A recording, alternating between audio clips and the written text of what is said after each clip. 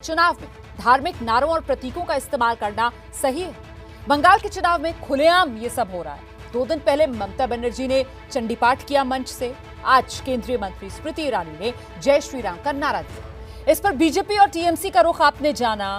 अब आगे इस मसले पर संवैधानिक दायरा क्या कहता है, ये समझने के लिए हमारे साथ खास मेहमान मौजूद हैं। संविधान विशेषज्ञ पीके मल्होत्रा जी इस वक्त हमारे साथ मौजूद हैं। पीके मल्होत्रा सर, बहुत स्वागत आपका संविधान की शपथ में। मैं आपसे जानना चाहती हूं कि चुनाव प्रचार में जिस तरीके से धर्म का तड़का लगाया जा रहा है, क्या ये संविधान सम्मत है? देखिए, हम एक सेकुलर कंट्री के नागरिक हैं।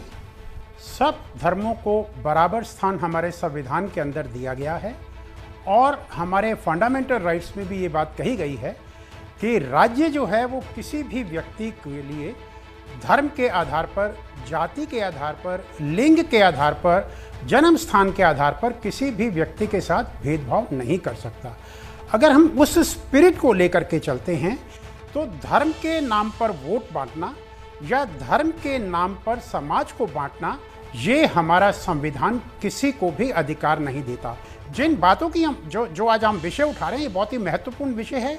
इस पे आज की तारीख में भी कोई ऐसी क्लियर कट गाइडलाइन नहीं है जिसमें आप ये कहें कि ये पर्टिकुलर विषय तो जो है वो करप्ट प्रैक्टिस में आएगा और ये पर्टिकुलर आचार संहिता का जो है वो वायलेशन नहीं होगा।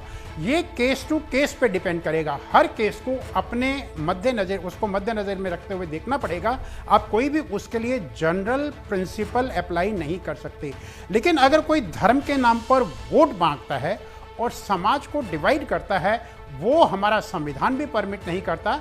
और कॉन्स्टिट्यूशन बेंच का जो मैंने जजमेंट कहा 2017 में आया था, उसने भी इस बात को रिकॉग्नाइज किया और धर्म के नाम पर वोट मांगने को इलीगल डिक्लेयर किया। लेकिन अगर आप धार्मिक एजेंडा को अपने प्रचार में रखते हैं, धर्म को अपने प्रचार में रखते हैं और आप अपने मैनिफेस्टो में लिखते हैं कि हम ये इस तरह के काम करेंगे, आप वोटर के पास वो मैनिफेस्टो लेके जाते हैं, तो मैं समझता हूँ उसमें किसी के संवैधानिक अधिकारों का हनन नहीं होता है। बहुत बहुत धन्यवाद सर, आपने बहुत अच्छे से समझाया ये पूरा मामला। और ये जो आप क्लैरिटी लाए कि साहब बहुत हद तक ब्लैक एंड वाइट नहीं है चीज़ें, वो ग्रे एरिया इतना ज़्यादा है कि वहाँ पर इंटरप्रिटेशन की बहुत गुंजाइश बचती है।